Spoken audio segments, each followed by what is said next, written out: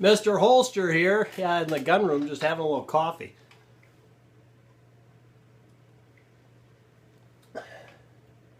And I'm in here because I'm working on a little project here. As you can see, it's for Bat Jack JW.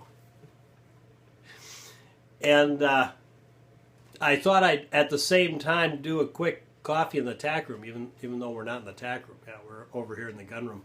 At any rate, I thought briefly I'd talk about holsters.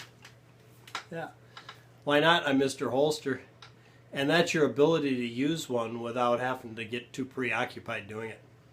I made a video a couple of years ago about this subject and had a couple people arguing over I don't know what. I didn't really read the 45-page back and forth argument they were having. I just decided that maybe my video was a little beyond the scope of YouTube and I should get it off of there, which I did. I deleted it.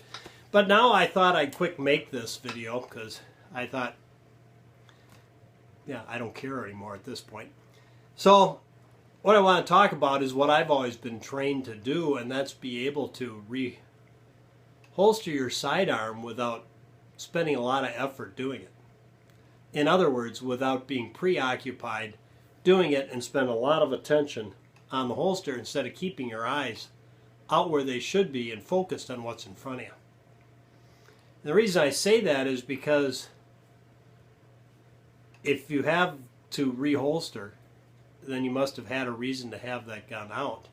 And if it was out, even though you've decided it's all right now to put it back, you shouldn't decide that it's all right to totally ignore what's going on around you and concentrate all your efforts on staring at your holster and shoving the gun in there.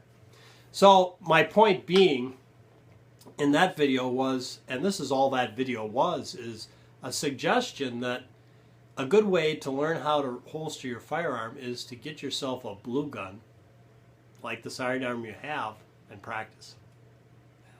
That's what caused all the big argument, me saying that.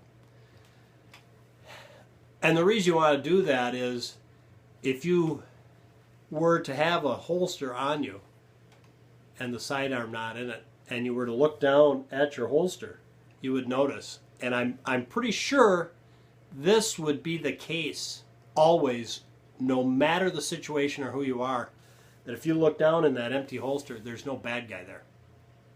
You see? So you keep your eyes where the bad guys are and let your training put that gun back in the holster. A couple caveats are there's a lot of guns out there that people are running around with that they have no business running around with using what they're using them for because the triggers are too light and they have no safeties. And there are a lot of people using holsters they shouldn't use because when they take the gun out, the holster collapses. Or the holster's just so flabby that you're going to inevitably have a problem. That's why you can't spend enough money on a good quality holster. It's money well spent. The cheapest holster you can buy is going to be $30. The most expensive is going to be $150.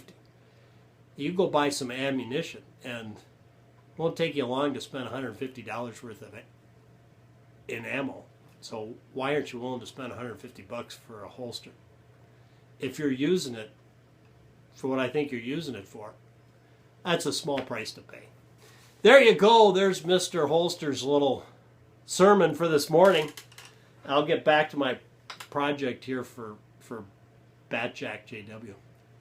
And if you're not familiar with his channel, I'll leave a link down below and you can go check him out. He's a nice guy. He really is. So, thanks for tuning in this morning. For Mr. Holster, Jack, and that was Spur. Go out and stay safe. Oh crap, that's only 4 minutes and 35 seconds of your life. You'll never, ever, ever get back again. I'm slipping.